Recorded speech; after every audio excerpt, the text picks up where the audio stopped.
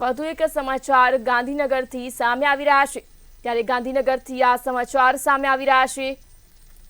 ત્યારે ગુજરાતમાં national food security act હેઠળ શંકાસ્પદ રેશન કાર્ડ ધારકોની ચકાસણી ચાલી રહી છે। ત્યારે નેશનલ ફૂડ સિક્યુરિટી એક્ટ હેઠળ ગુજરાત સરકારે શંકાસ્પદ રેશન કાર્ડ ધારકોની ચકાસણી શરૂ કરી છે।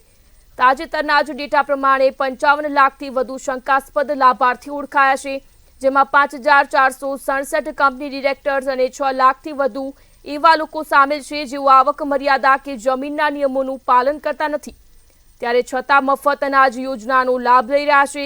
ત્યારે અન્ન અને નાગરિક પુરવઠા વિભાગે 15.66 લાખ રેશન કાર્ડને એનએફએસએમાંથી નોન એફએસએમાં રૂપાંતરિત કર્યા છે।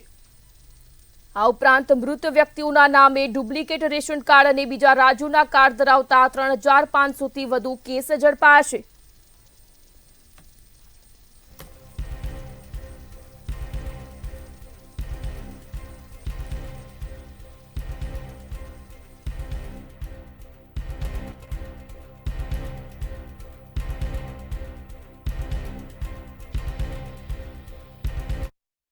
ભારત સરકાર તરફથી મળેલી યાદીમાંથી વેરીફાઈ થયેલ લોકોની સંખ્યા 15,66,492 છે, જેમાં મૃત્યુ પામેલા લોકો, પછી 1 વર્ષથી વધારે સાયલન્ટ કાર્ડ હોય, ડુપ્લિકેટ નામો હોય, 100 વર્ષથી વધારે ઉંમરના લોકો હોય, ઇન્કમ ટેક્સ અને જીએસટી એને આધારે 6 લાખથી વધુ આવક ધરાવતા લોકો હોય, આવી પાત્રતાથી એનાથી વધુ જમીન ધરાવતા લાભાર્થી હોય એ બધાના નામની યાદી આમાં સામેલ છે।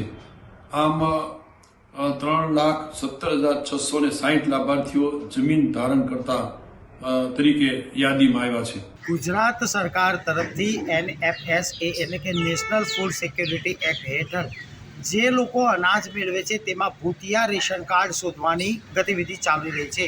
આ કામગીરી અંતર્ગત જે શંકાસ્પદ લોકો ખોટી રીતે સરકારનું અનાજ લે છે તેવા લોકોના કાર્ડ શોધવામાં આવશે અને તેમને નોન એનએફએસએની અંદર રૂપાંતરિત કરવામાં આવશે।